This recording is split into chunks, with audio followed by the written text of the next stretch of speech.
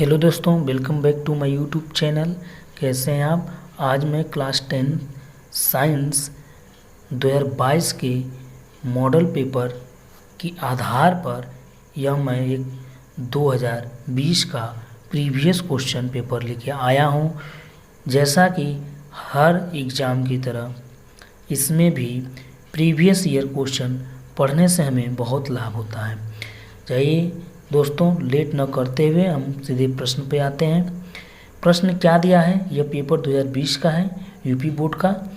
प्रश्न संख्या 1 का उत्तर खंड क में 4 विकल्प देते हैं, जो कि दिया है किस दर्पण के सामने किसी वस्तु को रखने पर उसका प्रतिबिंब उल्टा व आकार में कुछ छोटा बनेगा। इसमें दोस्तों 4 ऑप्शन दिया हुआ है। 4 ऑप्शन में हमें पता करना है किससे होगा। पहला ऑप्शन दिया है उत्तल, दूसरा अवतल है, और तीसरा क्या है? समतल है, और चौथा दिया है इनमें से कोई नहीं। तो इस दर्पण से किस दर्पण से पूछा है कि सामने किसी वस्तु के रखे उसका प्रतिबिंब उल्टा व आकार में कुछ छोटा बनता है। तो इसका करेक्ट आंसर दोस्तों हो जाएगा ये अवतल दर्पण हो जाएगा। क्या हो जाएगा? अवतल दर्पण हो जाएगा। क्या? अवतल दर्पण। उत्तल दर्पण से क्या होता है? सबसे पहले हम समतल दर्पण के बारे में जानेंगे। समतल दर्पण क्या होता है? समतल दर्पण होता है जिससे वस्तु का क्या होता है? प्रतिबिंब उसके लंबाई के क्या होता है?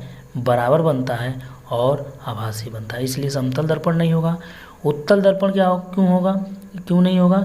उत्तल दर्पण से क्या होता है? वस्तु का प्रतिबिंब आभासी बनता है और वस्तु की लंबाई से छोटा बनता है, इसलिए उत्तल दर्पण नहीं होगा।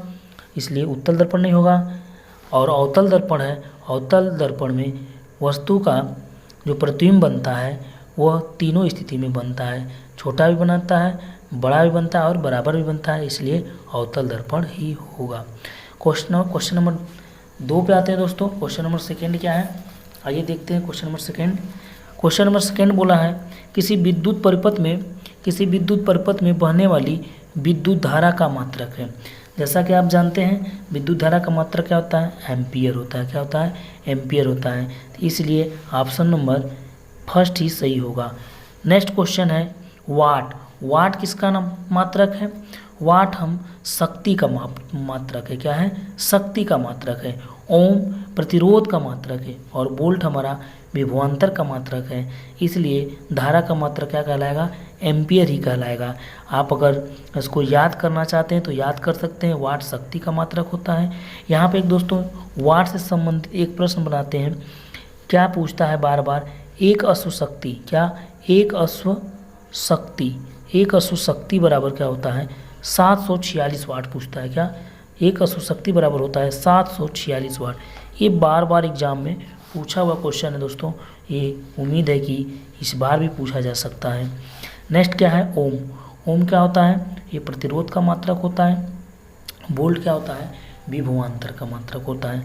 ओम का नियम ही पूछा जा सकता है, तो ओम का नियम क्या होता है? V बराबर आर आई होता है दोस्तों। क्या होता है? V बराबर R इंटू आई होता है।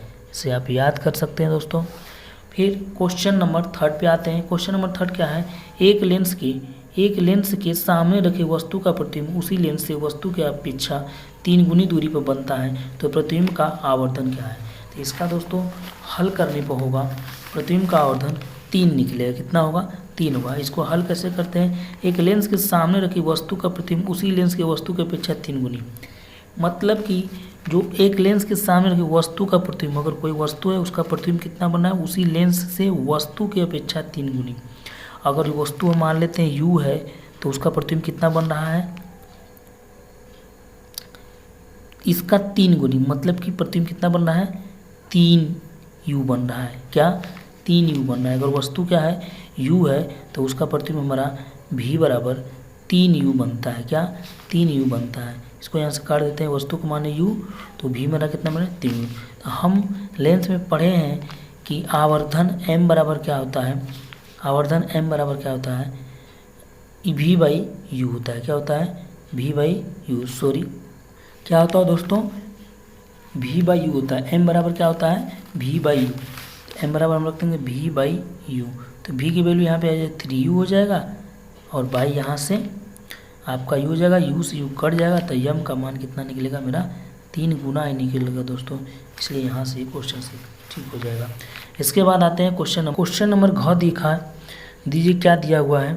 क्वेश्चन नंबर घ दिया है, परिवर्तनशील चुंबकीय क्षेत्र के कारण किसी चालक में उत्पन्न प्रेरित विद्युत धारा की दिशा का आकलन निम्नलिखित नियम से किया जा सकता है।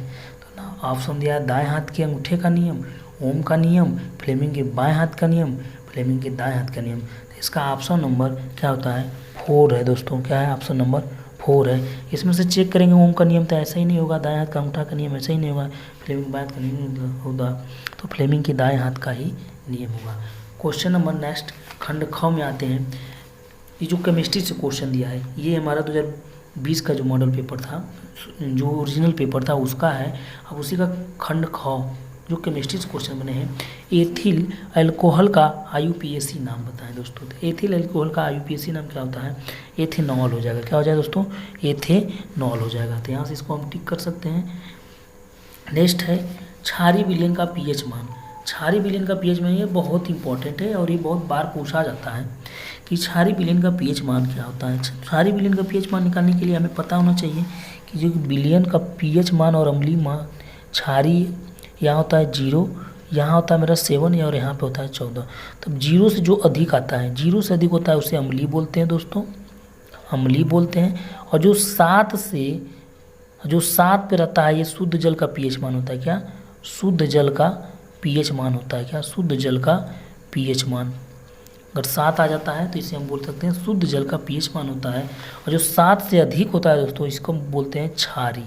क्या, क्षारीय। तो क्वेश्चन में पूछा गया है कि क्षारीय विलयन का pH है, तो क्षारीय विलयन का pH कितना हो जाएगा दोस्तों, 7 से अधिक। अगर 7 रहता तो शुद्ध जल का हो जाता, 0 रहता तो अम्लीय हो जाता, 7 से कम है तो भी अम्लीय हो जाएगा दोस्तों। नेक्स्ट क्वेश्चन है, श्याम श्वेत फोटोग्राफी में प्रयुक्त होती है। श्याम श्वेत फोटोग्राफी में क्या प्रयुक्त होती है, तो इसमें होता है सिल्वर क्लोराइड प्रयुक्त होती है। क्या, ये सिल्वर क्लोराइड AgCl इसमें क्या होता है प्रयुक्त होती है दोस्तों। इसके बाद नेक्स्ट क्वेश्चन आ गया खंड का, जो कि बायोलॉजी से है। बायोलॉजी से क्वेश्चन दिया है, मनुष्य के हृदय में कोष्ठों की संख्या कितनी है। तो मनुष्य के कोष्ठों की संख्या कितनी होती है, 4 होती है। कितने होते हैं, 2, 4 होती है। कितना होती है, 4 होती है। द्वारा कोशिका, क्या दोस्तों, द्वारा कोशिका पाई जाती है। ये मिस्टेक हो गया दोस्तों। देखिए द्वार होना चाहिए, इस पेपर में दिया है, इस पेपर में दिया है द्वार कोशिका होना चाहिए। क्या, द्वार कोशिका पाई जाती है। तो द्वार कोशिका कहाँ पाई जाती है दोस्तों, तो रंध्रों में पाई जाती है। कहाँ, रंध्रों में पाई जाती है, जो कि इसको यहाँ से हम टिक कर लेंगे। इसके बाद नेक्स्ट क्वेश्चन हम आते हैं, पौधों में कायिक प्रवर्धन के लिए कौन सा भाग अधिक अनुकूल है। पौधों में कायिक प्रवर्धन के लिए कौन सा भाग अधिक अनुकूल है। इसका क्वेश्चन आंसर दिया है, ऑप्शन दिया है, तना दिया है, पत्ती दिया है, जड़ दिया है, प्रकालिका दिया है। तो इसका सबसे बेस्ट क्या होता है दोस्तों, तना होता है। क्या होता है, तना होता है। तो इसको ऑप्शन नंबर E1 को हम फर्स्ट टिक कर लेते हैं। फिर दिया है जाइगोट में गुणसूत्रों की संख्या होती है, 4x होती है, 3x होती है, 2x होती है। तो इसमें कितना होता है दोस्तों, 2x होता है।